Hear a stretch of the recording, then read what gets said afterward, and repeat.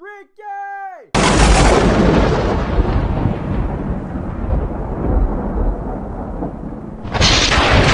Boyz n the Hood, directed by John Singleton, who was 22 when he made this movie, earning an Oscar nod for Best Director in '91. This movie stars Cuba Gooding Jr., Ice Cube, Lawrence Fishburne, Morris Chestnut, with a few other big names that had very small roles in this movie, but went on to make very big names for themselves. I mentioned director John Singleton was 22 when he made this movie, but the entire cast was only around 17 to 22, except Lawrence Fishburne, who was only 6 to 7 years older than the other cast members in this movie.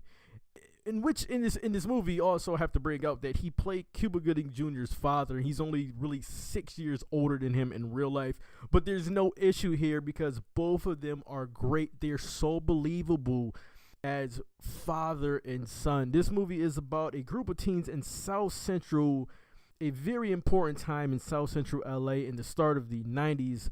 But the movie really follows Cuba Gooding Jr. in the early 80s when he was a kid to the 90s when he became a teen.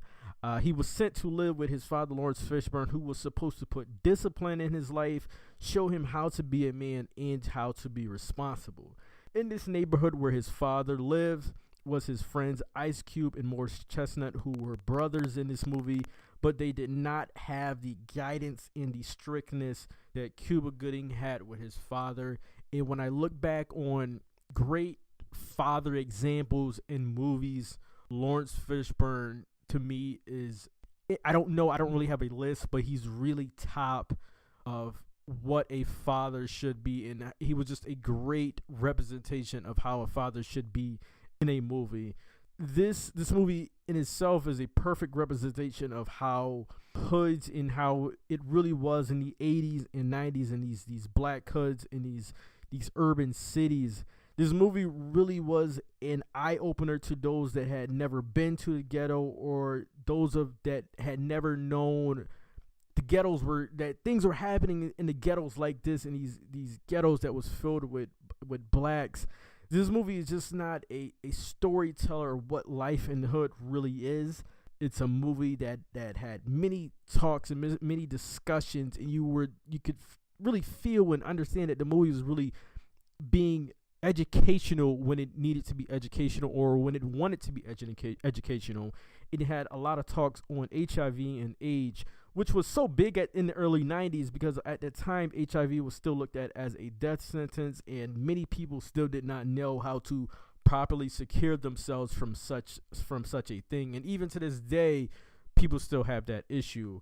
Fishburne talked about in this particular scene that I'm going to discuss, he talked about things being devalued in a neighborhood and how property value goes down with a lot of these ghettos. Homes were just being sold because of the value had went down on them, and the value had went down on them because of what these young African American, or rather black men, were doing to each other with killing and crime and things like that.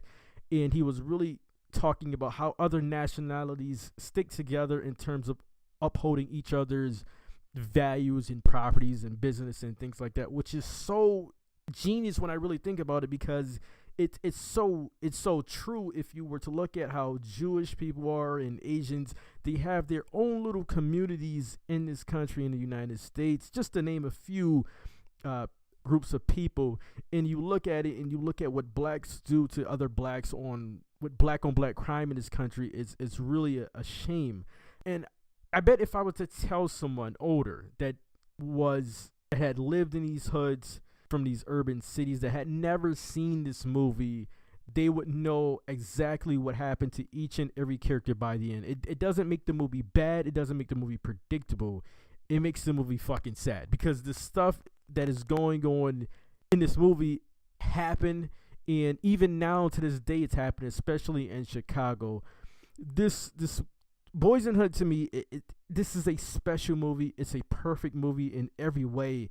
It remains the gold standard to what black movies are, and just black movies in general, and movies about the ghettos where blacks live, and even movies about ghettos in general.